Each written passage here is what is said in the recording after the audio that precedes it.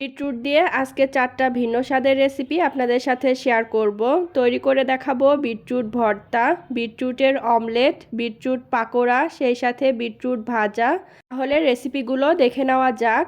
Beetroot ভাজা তৈরি করার জন্য প্রথমেই চুলায় একটা ফ্রাইং প্যানে পরিমাণ মতো তেল গরম করে তেলের মধ্যে কাঁচামরিচ চেরা আর পেঁয়াজ কুচি দিয়ে কিছুক্ষণ সময় নিয়ে ভেজে নিচ্ছি। তারপর এর মধ্যে গ্রেট করে নেওয়া বিটরুট দিয়ে দিলাম। এখন বিটরুটটাকে নেড়ে চেড়ে কিছুক্ষণ ভেজে নিতে হবে।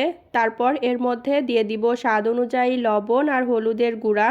লবণ আর হলুদের গুঁড়াটা দিয়ে ভালোভাবে মিশিয়ে এর মধ্যে পরিমাণ মতো পানি দিয়ে দিব বিটরুটটা ভালোভাবে সিদ্ধ হওয়ার জন্য। এখন ঢাকনাটা উঠিয়ে কিছুক্ষণ সময় নিয়ে ভেজে নিলেই বিটরুট ভাজাটা একদম পুরোপুরি তৈরি হয়ে যাবে। বিটরুটের অমলেট বানানোর জন্য একটা বাটির মধ্যে গ্রেট করে নেওয়া বিটরুট, সেই সাথে পেঁয়াজ কুচি, কাঁচামরিচ কুচি, ধনিয়া পাতা কুচি আর স্বাদ অনুযায়ী লবণ দিয়ে একসাথে মিশিয়ে নিলাম। এখন এর মধ্যে একটা ডিম ভেঙে কাঁটা চামচের সাহায্যে মিশিয়ে নিলাম। এরপর কড়াইতে পরিমাণ মতো তেল গরম করে এর মধ্যে বিটরুট আর ডিমের মিশ্রণটা দিয়ে দিতে হবে। তারপর চামচের সাহায্যে চারিদিকে একটু ছড়িয়ে দিচ্ছি। এবার এক পাশ থেকে উল্টে দিব। এখন উল্টে পাল্টে দুই পাশটা কালার করে ভেজে তেল থেকে উঠিয়ে নিলেই বিটরুটের অমলেটটা তৈরি হয়ে যাবে। বিটরুটের পাকোড়া বানানোর জন্য প্রথমে একটা বাটির মধ্যে নিয়ে নিলাম গ্রেট করে নেওয়া বিটরুট।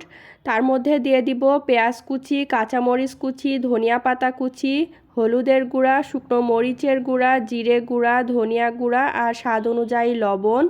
তারপর সব কিছু একসাথে ভালোভাবে মেখে নিতে হবে। এখন এর মধ্যে 1 চামচ বেসন আর 2 চামচ শুকনো চাউলের গুঁড়া দিলাম। তারপর সব কিছু একসাথে মিশিয়ে নিচ্ছি। এবার পাকোড়াগুলো ভেজে নিব, যার জন্য চুলায় পরিমাণ মতো তেল গরম করে নিয়েছি। গরম তেলে এখন বিটরুটের পাকোড়াগুলো একটা একটা করে ছেড়ে দিলাম। এবার উল্টে পাল্টে বিটরুটের পাকোড়াগুলো ভালোভাবে ভেজে নিতে হবে। তৈরি হয়ে গেল বিটরুটের পাকোড়া। বিটরুট ভর্তা বানানোর জন্য একটা প্রেসার কুকারে নিয়ে নিলাম বিটরুট, 2টা ছোট আলু, স্বাদ অনুযায়ী লবণ আর পরিমাণ মতো পানি। এখন ঢাকনাটা আটকে শীষ উঠিয়ে নিতে হবে। তারপর ঠান্ডা হয়ে গেলে ভর্তা করে নিচ্ছি। এখানে নিয়েছি ভাজা কাঁচামরিচ আর পেঁয়াজ। প্রথমে লবণ দিয়ে কাঁচামরিচ আর পেঁয়াজটাকে মেখে নিলাম।